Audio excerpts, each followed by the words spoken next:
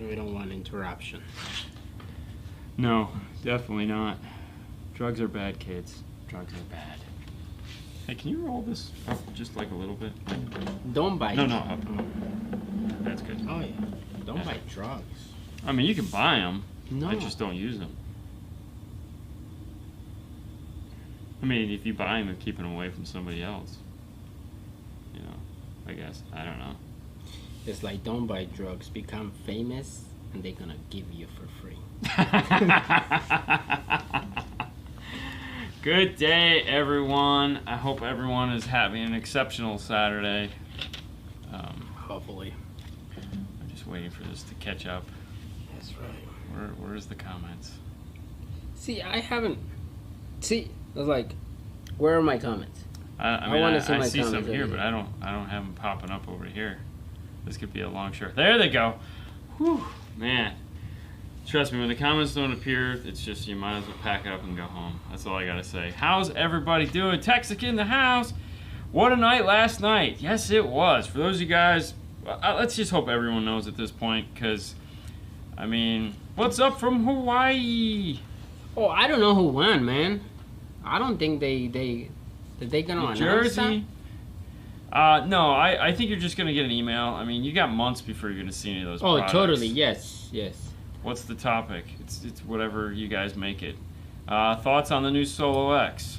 Fernando, what's up, buddy? How you doing? Sup. Do you have thoughts on it? I mean, honestly, we're just kind of... Today has been really tiring. So, I mean, we got out of here last night. We left about 11 o'clock. 11 something. But we got here, to start our day at 8:30 because that was when we start the set it up for the news show. So then it was from 8:30 to 11 something all here. And of course we had a full day of working on cars, so it wasn't like... And then today was a full day working on cars. So I mean, don't get me wrong, I'm not complaining. It's like... Oh, I totally complaining. Okay, you are. But I mean, like, the whole thing hasn't really set in yet, I don't think. I mean, okay, the other thing too is you gotta understand, so like I've known about the Solo X since I shot the documentary. All right, last year, whenever the documentary came out, I got to see the 3D printed version of the Solo X. They had it there, and they're like, "Hey, check this out." Because I signed I signed an NDA, so I got to see all this stuff, and I've been getting pictures and information about it for a year now. No, I remember when you came, and it's like you don't believe what they gonna. I was excited then. And like, it was like, oh my God, dude, you're not going to believe this. Yeah. No, but it's really cool to see it. Like, we have it in person, but to see it. What it was a year ago and what it is today is not the same thing. No. It has changed so many times. Steve is, just like yesterday they were talking about, they haven't even decided on what they want the surround to be yet. Yeah, no. That's what they say yesterday. Yeah. They might change a little bit, but... It's amazing. As far as the price goes, he said half of whatever the old version was. I don't know what that means. I don't know. Like they haven't. There's a lot of things they haven't announced. It's about a 50% off, guys. Come on. Of a 2003 price subwoofer, so 17 years ago. But like I was saying though, we've had a year to kind of like wrap our heads around it. We've moved past the excitement level on to like how is it going to fit in the industry. Both hobbyist as well as what we do.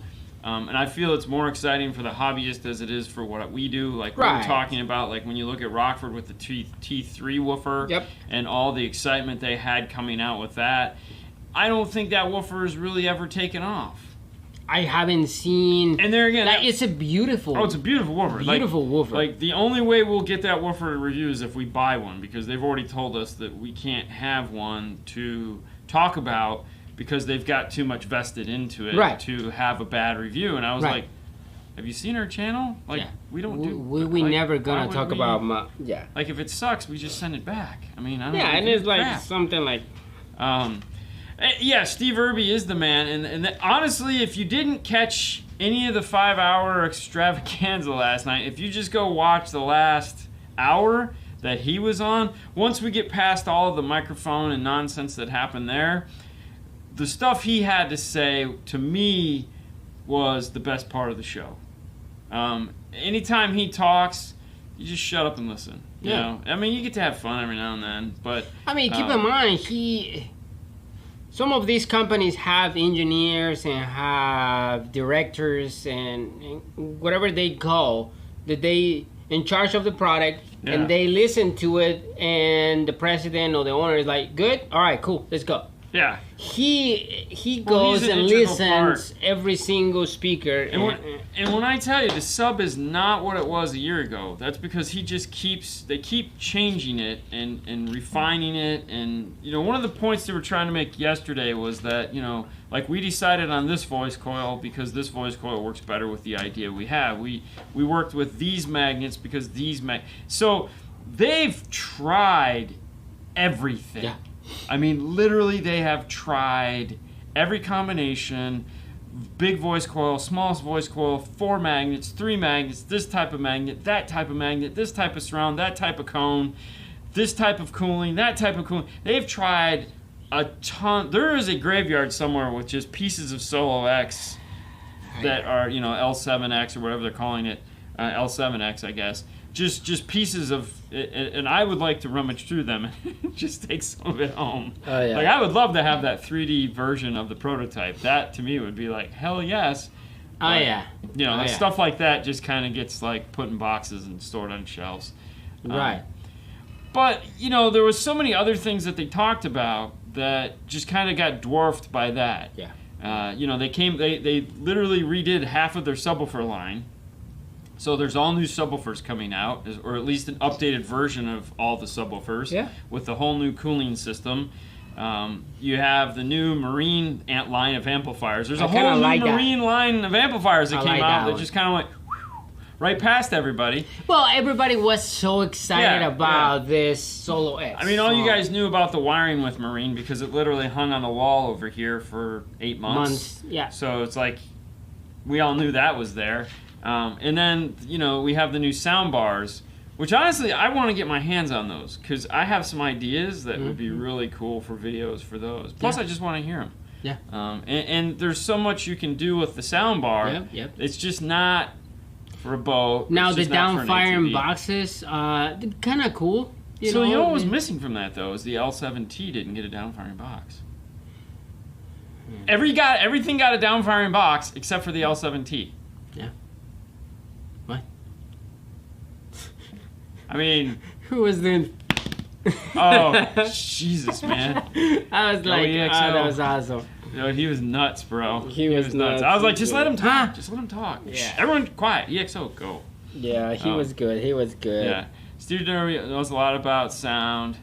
Damn near anyone crazy to hear him talk about different sub boxes. I mean, trust me, if he's in the room, just shut up and listen because he is designed and, you know, it's funny. Okay, so here's the funny part. I love the EXO's question, and I was trying to answer it because I know the feeling. I've had this conversation with them many times. When people, like, okay, let's put this in perspective, and I'm gonna make it long, and we'll get to answering questions. But this has just been such a big thing. Let's just play with this for a little bit, okay? So bear with us. If you didn't catch it last night, you don't know what we're talking about. This is all right. So this guy, Steve Irby, owns Kicker, lock, stock, and barrel, right? This building is his, all right? It's just like you own a car, he owns Kicker, all right? It's his company, him and his wife own it together. It's not shareholders, nothing. There's no one else. Okay, so when he made the first speaker box, you know, and used some Motorola speakers and used some random stuff, and then they eventually came out with the next line of speakers, and the next line of speakers, and the next line of speakers. Okay, it's been the same guy the whole time, all right? It hasn't changed. So when you see comments of people like, you know, there used to be something back in the day, but they don't know how to build speakers anymore. It's the same guy. Yeah. Like, legit. It's the dude that designed that speaker you love is still designing the speaker now. Yeah. It hasn't changed. Yeah. Like, who would say that other than a complete idiot that doesn't understand the inner workings of the company and just is talking to talk, okay? It's like, So when EXO asked, do things like this, like people that say comments like that, Bother you. or where it's sold and all, do they bother you? How can they not bother you? It's just like you guys aren't, it's just like when you say something and it's taken out of context. You're like, it's not what I meant. Your whole company gets taken out of context by some idiot that doesn't know anything about anything and is going, oh, it's like, what are you talking about? Right. Like, I've designed every subwoofer, not me, him, that has left this place. Mm-hmm. Like, I've been involved, and my finger and my ear has been involved since day freaking one. What rock of crack do you have in your pipe that you're smoking? There isn't another company like that exists today. I mean, there's been guys that have been working with companies. There's a bunch of guys that have been with JL Audio for a really long time and whatnot. No doubt about it. Rockford isn't like that at all. There's been guys that are there for a long time, but not in that same capacity. This was something that Veg and I were talking about. There's not a company out there that is that big and has had that one guy that has been on the pulse of everything. There are guys that have designed subwoofers, and they still make those subwoofers, but not for the past since 1973. So where do you get off? I mean, give me a break. Cut the dude some slack. And do your freaking research. I mean, everyone now is like they've read something somewhere and it's gospel and verse, and it's like,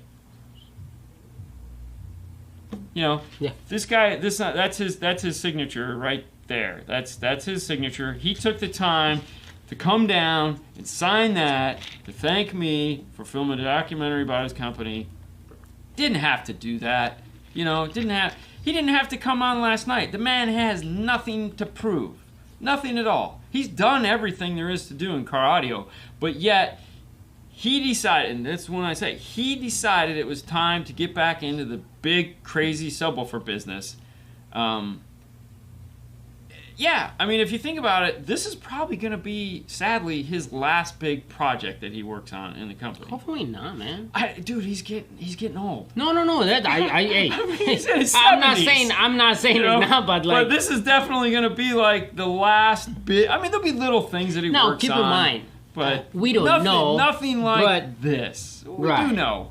No, I mean, we know, we do know. Like everything changed every 2-3 years, and then like maybe tomorrow comes with another idea, and it's like, hey, let's go for it. I can tell you, probably doesn't, but who knows? There again, he's a very private man. He keeps to himself. If you ever get the opportunity to meet him, he will be the nicest person you ever meet. I think one of these guys, they have the opportunity to meet him and everything. And he's truly a nice the guy nicest guy in the world. If he's walking around downstairs and, when they open, and if he's walking around, he will stop and talk to you, and you'll be like, who's this old guy? I mean, the first time I met him, I didn't even know who he was. He's the most casual guy, just kind of, and he started asking me some questions. And I met him when he came in the store. Yeah. I didn't even know who he was. I didn't know who he was either. That's like, that's Steve Irby from Kick. It's not like there's tons of pictures of him everywhere. Right. And it's like, of course, it's like, okay, cool, because he's tall. Tall. Everybody's taller than me. But anyway. But so I'm like, hey, we're working, so I just go grab my stuff, say hi, and I came back and had on his blue jeans, a button-up shirt, looking real casual. Yeah. They're dealing with a lot of trolls in the comments last night. Oh, there always is. I mean, let's be honest. You can't. Everywhere. You can't do this. Hello from Phoenix. Hey, Phoenix. You can't do this and not have trolls. I mean, it's just what it is. Plus, it's a company that everyone loves to hate. And the easiest way to sum that up is that the reason why there's so much hate is because when you're that high at the top of the tree, well, everybody's the only thing that can happen is someone's going to try to shake you down. Yeah, of course, because they want to. And that's, and he said that last night. When he first started the company, he was worried about getting gobbled up by a bigger company. And the funny thing is so they've always worked like they're a small company. They're the biggest company in car audio. Mm-hmm. Okay. One of the biggest companies. I think they're the biggest. I don't know. I don't know numbers. No, that's what I'm saying. I don't know one numbers, of the biggest. But I think they're the biggest. But Yeah. my point is, it's like, but they still look at it like they're just a small company. You know, they got 200 people that work, and everybody's there forever. Oh, yes. I mean, like 25 years is kind of like, you know, when, like, obviously I've been doing this for 30 years. My last employer I was at for 21 years. I was there the longest other than the owner, and it was like that was not the norm. You know, it's just no one stays at a place for 21 years. You just don't do it. But it's like if you go, I've been working here 15 years, and they're like, oh, so you're a new guy. Happy birthday, Marco. You're still an FNG. You know, but that's cool. Happy birthday, Marco. Happy birthday, Marco. Congratulations for making another trip around the sun. All right. Meeting Steve Irby was amazing, no doubt. Having talked to him during our tour, he came with me on the last year, being involved in the Project X group has been nothing short of astounding. Exactly. I mean, this thing meant this Solo X. I mean, we're all excited because we got this badass woofer that we get to play with. He's excited because he's been working on this for the better part of 2 to 3 years. Yeah. And it has, I mean, because, trust me, when I went there the first time, they were hinting about it, you know, because they were like, you know, you'd walk past doors and they'd be like, you don't need to see what's in there. And I'd be like, I saw what was in there. And they're like, you didn't see what was in there. I was like, okay, I didn't see what was in there. Can we go back in and look at it? You know, and they're like, no. All right, you've seen enough here. Sign today. here. Give me your finger. I'm gonna cut with blood and everything. You're done, buddy. Yeah. Okay. All right. So, anyways, for those of you guys that didn't catch it, I just fast forward through the good parts and get to the end, and then you'll laugh your ass off when the whole like microphone thing debacle happened, which was funny as all get out. Yeah, I was like, okay. Personally, I was laughing most of the time just because laughing. EXL was just the 25 hertz. Thank you, man. He's hilarious. Yeah. But anyways, that's that. So let's get on to Q&A portion of it. I have a 2007 Acura MDX with the 270 McMahon alternator. The ECM constantly drops voltage to 12. Volts during idle. Back to the 14 as soon as I hit the gas. How can I deal with MSC voltage regulation? All right, so the easiest. All right, so that's actually how Acura Honda works. Is that when they're sitting at idle, the alternator, the body control module shuts it down. Naturally, McMahon would be the person you'd want to talk to, or an alternator mechanic for that matter. But that is factory default. That's how it works. So you're going to need some kind of obviously body control programmer, and I don't remember the company that's what they do off the top of my head. I was looking at it the other day. But yeah, I really don't have a great answer for you in that one. Run the air conditioner all the time. What is the model number of the speaker wire that you use for subs? We use a Stinger, 10 gauge, 12 gauge. 12 gauge. So we actually use primary wire. By primary wire means it's just a red or a black, and we don't use when we're wiring up subwoofers anymore because we put it all in the finger loom or the flexi loom. I don't like using a double run of 12 gauge, so I use 2 12 gauge. And it's just Stinger primary wire, 12 gauge and 10 gauge. So if you go to the Stinger page, stinger.com, you can find... it's like Stinger USA or something like that. Okay, well, you got it. Yeah, just type in Stinger. Yeah, and you can find all the type of wires they use and different sizes. So depends what you need for the subwoofer that you're going to run. I've been at my job for 15 years and I'm the old guy. Well, I mean, you're the old guy anyways, but I mean, you know. I want to install a kicker key on my 2017 F-150. Since it's Sony with subs, can I run it with a high level or with low level adapter be needed? Last part, can I remove the Sony amp by the subs? All right, so let's back this train up a little bit and let's kind of look at this from multiple things. First off, the kicker key is a great amplifier, but it's not made to do everything. You have a Sony system in your car. That puts you in a whole nother category of silliness. So really what you need is, if you want to remove the amplifier, you need either an AR product, the thing that's right above my head, or you need the DSR-1, which is this thing right here. Same. Can you tell me what type of truck do you have on the backup camera? What year? So the FO3, the AF03 and the DSR1 are made to go into your car and allow you to remove your Sony amplifier and give you a 8-channel DSP. Then you can take that off to other amplifiers. If you try to do what you're talking about and put a kicker key in there, you have to remember the kicker key was made for something a little bit more basic in the sense that the EQ and all that are there, but they're really not made to go into a premium sound system. They're made to take a basic sound system and make it sound like a premium sound system. You have a premium sound system, therefore you have a different problem. Your problem is either solved with this or the Amp Pro.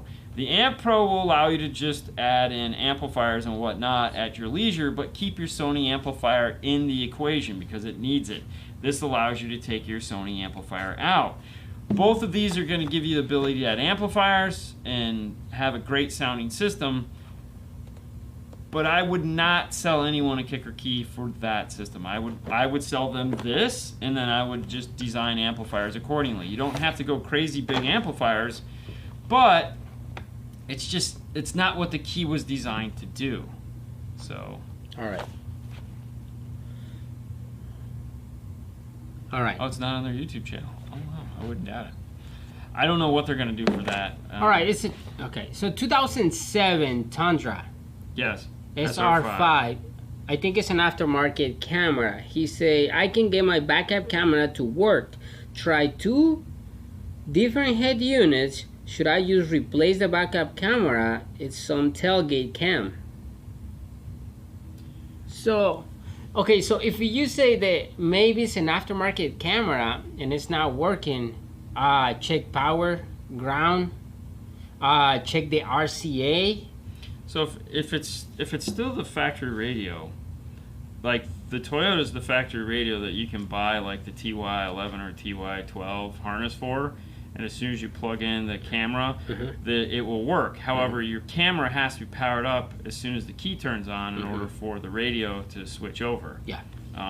You know, PAC has the harnesses for that that give you the whole criteria. So, you know, if you're having a hard time, you may want to head over to pac-audio.com and just go to any Toyota that takes their smart harness, the RP4.2 or something like that, TY, whatever. And in those owner's manuals, they have the whole tech brief on the backup camera.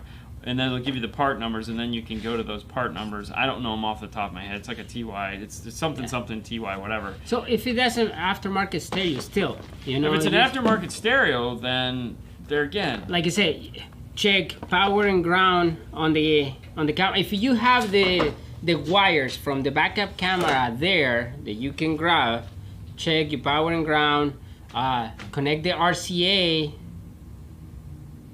I mean, it's really not. There's 2 wires for a camera. Yeah. Power, ground. If it's got both of those and it doesn't turn on, there's something wrong with it. However, a lot of people make the mistake is that if they think, like, it's clearly an aftermarket or it's a factory. It's a factory if it goes into the factory wiring harness. If there's wiring coming up into the dash, then it's an aftermarket. Yeah. If it's an aftermarket, it's 12 volts. If it's a factory, it's a 6 volt. Now, if maybe you put 12 volts to a 6 volt factory camera, well, guess what? Now you're going to be replacing it because it doesn't take 12 volts. Now, maybe this is a stupid question, but sometimes you plug it into the different input. You know, maybe it's not in the rear camera and you put it in the AV. Yeah. So. Yeah, because like Pioneer uses brown for backup camera. Kenwood has 4 yellows on the back of the radio. So, oh well. Anyways, backup camera fun. What do you recommend for powering a Key 402? I have a JL audio distribution block with 0 gauge in and 2 4 gauge out. My 600, where did it go? My 601. Is it safe to run a power wire to my key from the distribution block? What size? So the key takes a 20 amp fuse and it only takes a 10 gauge. So as long as you have a 20 amp fuse and a 10 gauge wire or whatever size you want going to a 20 amp fuse, you're fine. I mean, if you got a 0 gauge coming back, you got a distribution block, it comes with a 20 amp fuse, put it in and go. With push to start, how do I cycle through for the CH41? You mean to program it? You just turn it. mean, if it's push to start, you can pop out the push to start module. It's just a little circle, in your owner's manual. It tells you, if you usually they pop out. I mean, but either way, you just treat it like a key. If your door is open, then it'll act just like a key. Do you think they make a Kia T-harness? They make 2019? For 2019? I don't know. Maybe. I mean, Metra. Ok, mira. Juan Carlos. El Hyundai que tú tienes es 2019. El DSP que tienes, el Alpine, trabaja muy bien.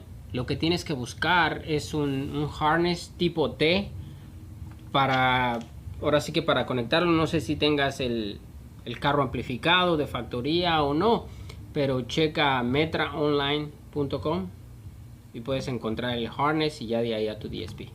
Yada, yada, yada.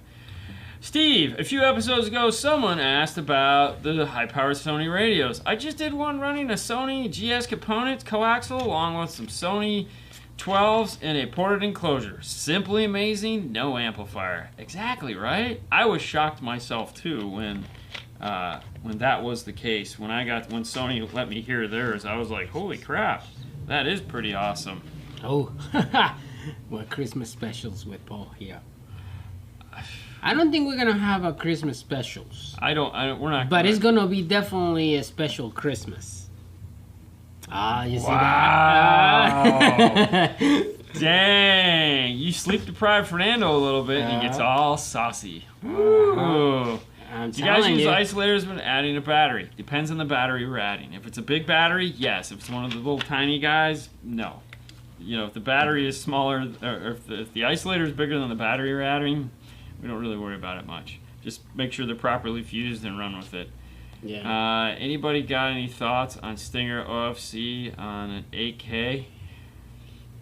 I mean, we use Stinger wire all the time. I mean, I don't know if we've ever put it on an 8K, but most of the time when you run an 8K, you're usually running 2 or 3 runs of 0 gauge. So 12 days in December. You only need isolators to batteries or different types. Most of the time they are. Thanks for a good week, Dean and Fernando. Enjoy your day off tomorrow. Thanks, Richard. So sad. Hey, I'm gonna try to enjoy it. I'm so tired, man. I'm almost tired of talking. I gotta be honest with you. I really don't even want to talk. When will you guys sell installed bundles that will include ferrules, flexible PVC sheets, plastic heat shrink, and because I want a bundle from my you. car.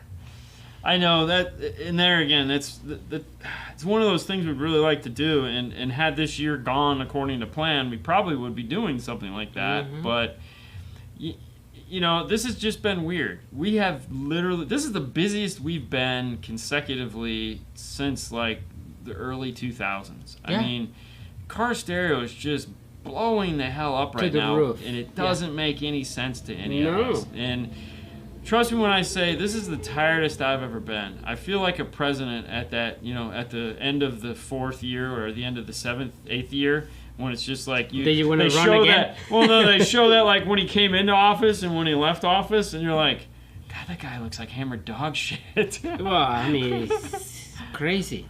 Yeah. Oh, here we go. 25 to life with his wonderful poll questions. Orange or grape Fanta? I like orange. Grape. Really? Yo, grape all the way. Are you kidding me? Orange, grape is the best, man. Grape is it. Thanks, Dean. The amp has single power input. So Sound Digital Evil? Oh, it's a Sound Digital Evil. If it's an 8K, dude, I don't remember who makes them. I'm sure someone here in the post can tell us. That makes the name of the company, the guy that makes the dual, so it's like a 0 and you get 2. They look like something maker. I can't remember what it is. No.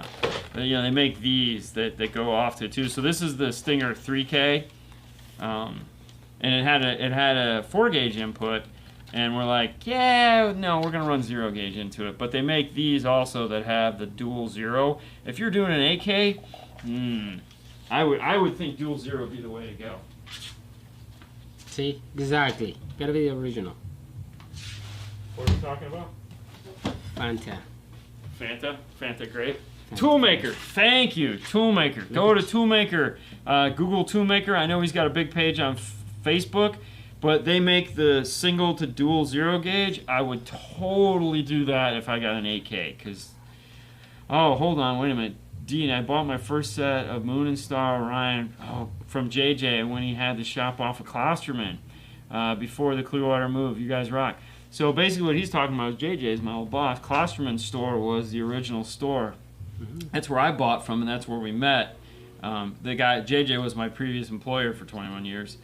So when they moved from Klosterman and Tarpon Springs, Florida, up into US 19 in Clearwater, Florida, within the first 3 or 4 months or something like that is when I got my job working there because all the employees got arrested. So, drugs. Hey Dean, I have a new install head unit Kenwood KDC X704, but when I try to use the FM radio, I get a buzzing sound. Any clues? How to fix it? I checked my amp, grounds is fine, but not sure what it is. So you get a buzz when he plays the FM? Mm-hmm. Okay, so let's talk about FM and why FM doesn't work for a brief moment. Because, I mean, it's FM, I get it, but really? Okay, so, a couple reasons why FM would suck. Oh, thank you, Fang. If your car requires or has an amplified antenna and it didn't get hooked up, a lot of cars nowadays, Toyota, Nissan, Chevy, Ford, all of them have an amplified antenna. And because now if it has a 12-inch or big 2-foot thing on the outside, then it doesn't. But if it's something in the glass, there's going to be a amplifier that needs to get turned on. All right. If that doesn't get turned on, usually there's a blue wire or a blue with a white, just depends on which one it is. If that doesn't get 12 volts, then guess what? You get no FM reception. The second thing is if you have Class D amplifiers. If you have any Class D amplifiers that are mounted anywhere near the rear deck of the car, and that's where your antenna is, guess what? You get the crappiest reception known to man.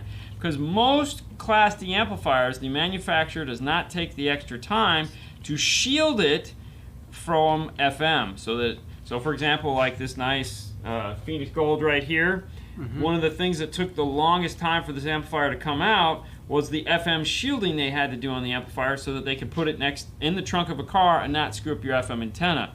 Most affordable, such as this brand right here, Scar, they don't put any FM shielding into their amplifiers. You can't put FM shielding in an amplifier that costs $180. So you're going to put that in the back of your car and you're going to lose your FM reception. There again, it's that gamble you have to play as a manufacturer. What's going to work more, the guy that wants to buy the 2,000 watt amp or the guy that wants to pay the price that it costs? Okay. So those are really the two things that you can add into a car that would cause the FM not to work. So a couple things you can do. Obviously, the amplifier is easy enough. If you disconnect any Class D amplifiers, if the FM works, then you know that's what it is. As far as the other thing goes, you would have to do your research, make sure you have the right antenna adapter, and if it did have a power somewhere that didn't get hooked up, of course hook up the power and it'll work. That's really about it. The only other thing you can do is if you still have the factory radio, put it in, see if it works, back your way out of the problem. Alright, hey guys, I have a Kicker Comp RT 6 3/4 Slim sub with the base radiator, the passive radiator. Yeah. Is there anything slimmer to fit behind the Mitsubishi L2200 UTA without going under the seat subwoofer? Oh. I mean, no. Like, nah, man. I mean, there's only, like Earthquake had those really, really shallow subs for a really long time. Maybe. But they sucked. Like they didn't sound good. So, I forgot the things. The Aura bass shakers? The bass shakers. So the bass shakers rely on the fact that you have to mount it into the car. So I mean, really, if you think about it, like the amplified subwoofer enclosures that we do, they're essentially an Aura bass shaker, but with a cone. If you end up having to do one of those slide underneath the seat gimmicks, okay, subwoofer amplified things. The whole secret to making those sound good is, one, can't go in a convertible. Can't do it. Just can't go in a convertible. And 2, they have to be firmly mounted in the car. You should be able to grab that thing, and when you pull up on it, the whole car should come. It should do this, okay? If it doesn't do that, you're not going to get any bass out of it. Or if you mount it to a rear wall, you should be able to do this, and the car rocks back and forth. Now, it has to couple with the car in order for it to work properly. Now, I don't know how you are with the spare tire. Oh, you know JBL. The JBL. JBL make the power hub. Base Hub Pro. The Base Hub Pro. 2. Base sure. Pro Hub. Yeah, JBL Base Hub Pro. You might sounded really good. Yes. We did that, and if you want to see that, we did put that in the back of the G35. And there again, we bolted that thing in. You could lift it down. Even Jeff Smith was like, "Dude, what that you guys thing got pounds." Yeah, it was great. Yes. So. That was awesome. Earthquake's headquarters right down the road from me. Oh, that's cool. Really? Nice. Yeah, that's cool. Love the Aura bass shakers and the RX-7. I tried. Will you run a Sony 7000 directly to the battery with fuse or both ends? Of course, asking to do tiny factory CCA power wire to the head unit in the Toyota. All right, what was? I know you read it. And you could probably answer that. You lost me. So no, I'm just trying to. Will you guys run a Sony 7000 directly to the battery? Oh, okay. So what we're talking about is when you have a Sony that has the bigger amplifier in it, I would run a 12 gauge out to the battery. Yes. Anytime we're doing anything like even Alpine with the power packs, we never use once you go past that 10 amp current draw. Okay. So the Sony 7000 has like the big amp in it. Yes. Okay. No, we always go out to the battery. Anything that has a big power wire like that on it, it just got to go out to the battery. There's no E on the end. Hi, Mom. What's up, Mom? Yeah, no E on the end. That's a long story, but. But like if you can run the power and ground, just go through it. Yeah, well, you don't need to run ground. You just need to I'm just saying, just upgrade the ground. Yeah. You know, put a good ground somewhere. Don't use that factory crappy one. But yeah, definitely go out to the underneath it. You just need a 12 gauge. You don't need to go and make sure you put a fuse under the hood. Sorry. All right. Put in an ILX W650 and an 05 Wrangler. Should I sawzall my dash or suck it up and get the $90 dash kit? It's funny, we actually ended the day on that note. Yep. Don't sawzall your dash. Definitely get the better kit if you like. However, you don't have to cut the top bar. The top bar only has to be trimmed. So the top bar is shaped like an L. You just have to lose this. That's it. All you have to lose. So, for example... I'm going to put it right here. This is the only thing you have to cut. Right there. Don't cut the whole thing out. Leave the strip there. Just cut out the little 1/8 inch piece of the bottom. Yeah, that's it. That's it. That's the only thing you have to cut. And that was broke because the guy... I broke. You broke it? No, I've seen... Yeah, when I cut it, I broke it. Oh, well, that guy just ripped his dash out. Oh, yeah, he ripped it. But, yeah, you don't have to cut a lot. What's up, Mr. Rockford, your butt guy? Hey, guys, in audio... there we go, A to B. What settings do you guys set up the unit to typical on the F? So for the most part, the only thing we do on the Zen A to B, I mean, it comes all set and ready to go.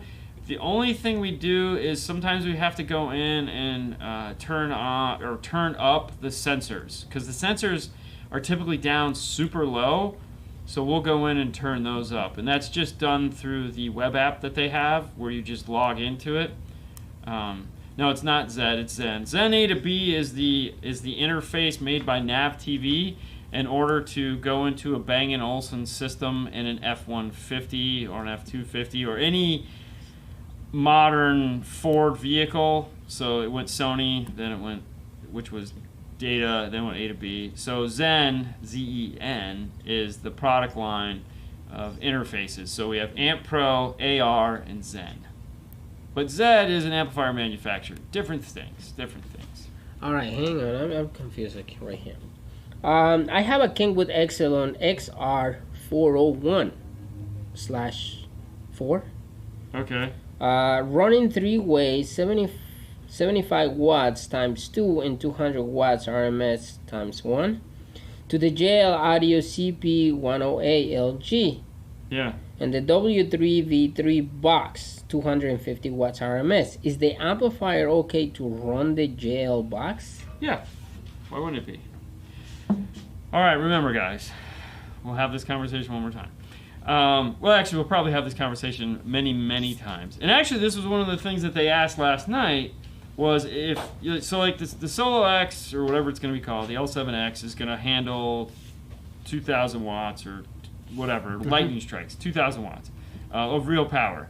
Probably handles 4, but they're being conservative, saying 2, so that no one actually puts 4 on it.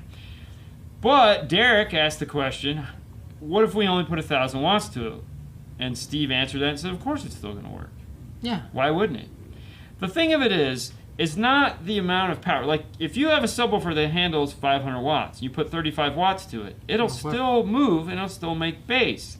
The problem is, you want it to be louder. And this is what Steve was saying. He was like, it probably won't play to the excursion or the X-Max that you want. You won't get the volume out of it that you're hoping for because you only put 1,000 watts to it. Yeah. So if you have a small amp that puts out 200 watts and you put it on a subwoofer that handles 350 watts, that's actually pretty in line with, like, those two will play nice together because 200 watts is probably going to be a little bit, especially with that amp, will be a little bit more than that, probably be like 250. That says it handles 350, which realistically it's probably a little less than that. And so those two will play nice. But, just like Jason just said there, Mr. Fro, it's when you clip it. So you keep turning up the gain thinking that you need to get more out of this because you want the sub to be louder. That's when the problem comes in, and that's when you blow the speaker, because the amplifier is only going to put out this amount of power, and that's it. Just because your sub will take this much more, it's not, this can't do it. So, but will this move the sub? Of course it'll move the sub. Will it make bass? Of course it'll make bass. You know, if you've got a 4,000 watt amp and a sub that will eat that, when you're playing it at listening level, it's not 4,000 watts going to it. It's a normal listening level. It might be, you might have 200 watts going to that sub. All right, it's just back there making sound. It's the same thing. It's just, it will not go crazy. So if you put a 200 watt amp on a 1,000 watt sub, it'll play it. It'll sound good. Is it going to rattle your mirrors and make your windows do this? No, because it doesn't have 1,000 watts. Are you going to blow the woofer? No, you're not going to blow the woofer. Unless you go back there and you gain whoopee on it, and it's just straight DC. You might as well just take it to the battery and do this. You know, Beavis and Butthead thing. No, just keep it right there. You know, or just, you know, plug it in the wall until, like, you know. All right. So, when tuning, to me, the audio control house curve. it sits there forever. I know. Okay. I'm trying to understand the process. I move the EQ while playing pink noise, and I'm trying to match the EQ to the RTA. Yes. All right. So, if you have an RTA and you have pink noise and you have a DSP, all right, if you've ever seen like the videos where we're doing it, there's usually two laptops sitting on this table. One laptop is running the RTA with the microphone in the car. The other one is running the DSP software. What we're looking at is we're playing pink noise, and we have it at a moderately loud sound, meaning loud enough to where this is probably where we're going to play the system, because we're going to play it, okay? You eliminate everything but one side of the car or one pair of speakers. So for example, if you're just putting it in and you're doing front rear sub, all right, that's 5 channels. Well, play the passenger door first. Turn everything else off. And look at it on your RTA. And what you're looking for is, you're looking to see what it looks like. A lot of the times you'll see a bunch of frequencies that are up here and some down low. Typically, most house curves involve bringing everything down to a moderate level, except for, but, okay, so like if this is the bass in the mid-range, it starts like this and then it just kind of levels out, so it's like a hill. Woo! Okay, and that hill usually pivots. The up point is usually around 400 hertz. It starts to go up into the mid-bass range, okay? But from 400 down, it just kind of levels out, and then it eventually, once you get to like 12, 10, when you get to about 10, it starts to curve down a little bit. And that's just how sound works, okay? And that's why your tweeter's have about 400 watts. Anyways, what you're trying to do, there's a couple different ways to do this, obviously depending on what you want to do. But you want to be able, first off, you have to be able to take screenshots, because once you get what you think this passenger door should look like, you now have to make the driver's door look identical. They have to match, all right? If they don't match, none of this is going to work, all right? So you might have to go back between. So for example, and this is why I always just keep the gains down, because if I have to go up to match, you either have to go up to match, gain down, or you have to go down to match on the opposite side. So like if you're looking at the passenger side and like something is up here, and then on the driver's side, there's no way you can get, then you have to bring this one down to match it. Or you have to gain this one, you have to gain this one up to match that one. And if you do that, you need to turn the overall system gain down. Okay, that's because you can't boost this 3 dB if you're already at plus 5 dBs of overlap, because now you have 8 dBs on that one, and that could be bad. Okay, so that's why they always say cut and don't boost. But sometimes you got to boost just a tad, and if you boost up, cut down. So it's easier to start with your gains down than it is to start with your gains up. All right, because then you have more room to play. Mm-hmm. Anyway, so as you work your way through the car, I always do passenger door, then driver's door, then back to passenger door, back to driver's door. Then once I have them to where I think they match, I play them both at the same time. I look at the response output, and sometimes when things couple together because of phasing and just coupling and all those other things, you might see a spike that wasn't there. So then I'll go back in and I'll work those until I have them how I want it. Some people will actually just take a screenshot of one side and make sure the other side matches that, and then they'll go back in and EQ the two. There's a lot of different ways to skin this cat. I like the way I do it. There again, the goal to all of it, regardless of what curve you're trying to set, and trust me, don't get hung up on the curve thing. It's like, it's good, but don't stress out.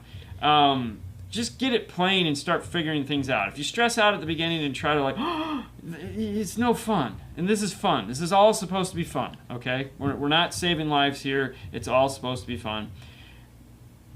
But just left and right have to match. All right. Okay, sorry, go. All right, where's the best place to ground an amplifier under the seat in a 2016 Honda Accord? Where do you grab it from? On the frame? I think there's a seat. Yeah, it's either... trying to remember. I think the seat under the seat. There's a on the right side, left side. I don't know. It's just under the seat. There's a spot that I ground it to. Okay. Yeah, it's not. Yeah, I think there's a bolt there. Even there might be a factory ground. Hey, someone recommended me that I should do infinite trunk baffle. Do you guys have a lot of experience with those? I only listen to hip hop. And people always say to do just a ported box. Any thoughts? So an infinite baffle driver isn't... An infinite baffle driver, also called a free air, you get a really great frequency response out of the woofer. Some people say it's the best. I know, like Jeff Smith, big fan of the infinite baffle driver because he's an SQ guy. You're immediately going to lose volume. Okay, because there's no back pressure on the woofer, so the woofer's motor structure has to support what you're trying to do, which means your power handling goes down, unless you get a big-ass driver with a huge-ass magnet on it, which most people aren't going to do. The ported box is what's going to give you the most output and a decent power handling so that you can get big, fat, boomy bass. The thing you have to keep in mind about free air enclosures, or infinite baffle, is that the front of the driver, the cone, can never see the back of the driver, the back side of the cone. These two things can never see each other.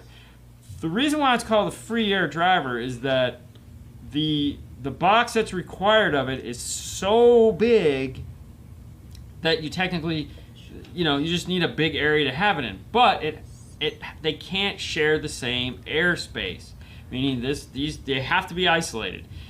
That's where a lot of people screw it up. They don't isolate that. That's the hardest part, because even if you mount it in a rear deck, that means you still have to isolate the back seat area, the top of the deck. There can be no holes if you want performance out of them. If you don't care about the performance, well then, whatever. Why do it? All right. I have a question on setting the DSR-1 on my single cab pickup. I have 3.5s in the dash and 6x9s in the doors. Do I put that as a component in the software? No. Well, the 6x9 is coaxial or is... Okay. Don't think of the speakers that you have, think of the channels you're using. So when you're setting up a DSR1, you have to look at your channels. So if you have a tweeter and a mid-range, but they're through a passive crossover, that's still just one channel. All right. If you have a 3.5 on a channel of an amplifier 1 and 2, the 6x9's on, let's say, another channel of an amplifier, so you have like a 4-channel amp running that. Well, that's 4 channels. So this would be a channel for something. This would be a channel for something. So you could like use the tweeter channel here. You know, set it up as tweeter, mid, whatever you got going on in the other 8 channels. So it's how many amplifier channels you have. And there again, the pictures that they give you on the DSR-1 are merely just to give you an idea of what you're going to be doing with those channels. They just need to know to turn on the channels. You're going to set up the crossovers all on your own and tell it what you want it to do. But it has to know to turn on the extra channels if you're going to be using it. Because like default is, you know, front, rear, sub. But if you're going to be doing front tweeter, front mid, rear sub, well, it kind of needs to know, hey, this is what I'm doing. And that's to tell it, like, especially, that's there mainly for AR use when you're going to be doing it in a car that uses AR technology. The DSP has to know, like, all right, I'm using rear speakers. My backup sensors can come out of these. Oh, I'm using front mid-range and a tweeter. All right, I have to direct the Bluetooth phone call to the mid-range and not the tweeter. So it needs to know to do all that stuff. That's why that's in there. When you're doing it, you know, not in an AR situation, you just have to have it in. You have to go through it just to turn on those channels. So you're still going to set up your crossovers and do all that stuff. But if you're going to be using all 8 channels, it needs to know to turn them on. I recently had a system install and a 60 amp fuse was used for a 1200 watt amplifier. Why will this size be used and the manual recommended 120 amp fuse? I love those candies, 25. Which ones? Oh, it's just... Alright, anyways. Yeah, anyway.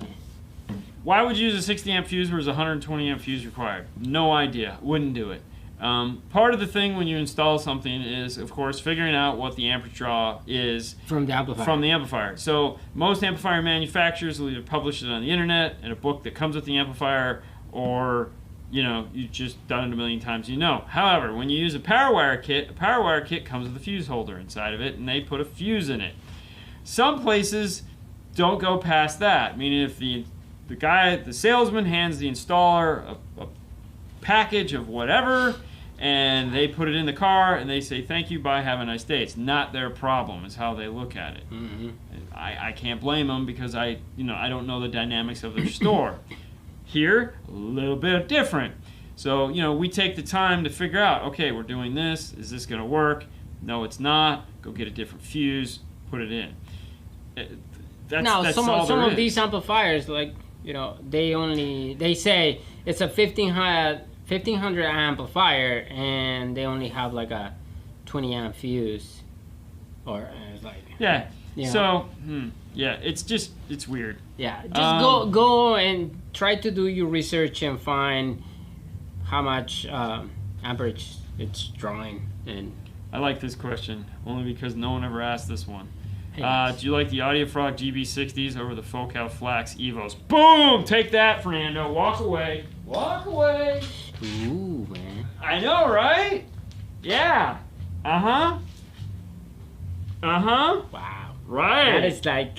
That's a tough one. It's like I give you $50 in once, or I give you $50 in one bill. So it's like, but I'm looking at, like, to me, the GB is a clear winner. Oh, yeah, the GB is spanked. So now, if you were talking K2s and GBs, that might be a little tough. But that one, to me, GB is the clear.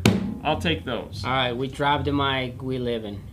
Yeah, no doubt. Definitely, this is the kicker hangover for sure. That's it. All right, guys, let's take some care. Let's do some housekeeping real quick.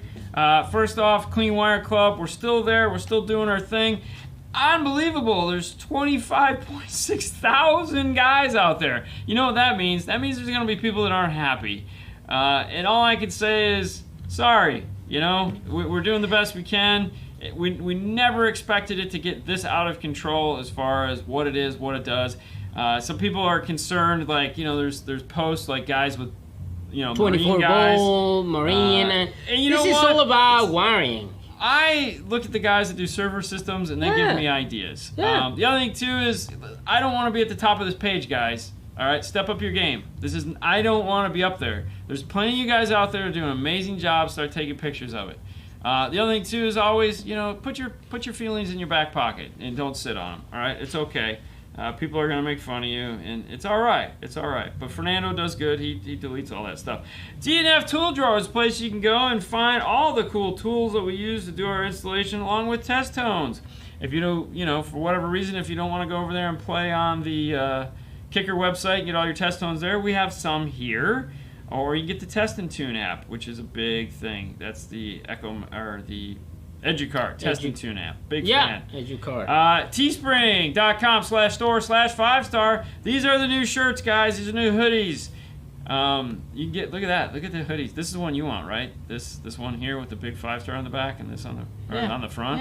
Yeah, I know. I got to order those this weekend. But anyways, here's where you can find all the cool 5-star stuff. Definitely want to get a hoodie. Winter is coming. For some of you guys, you already got winter. That really sucks for you, bro.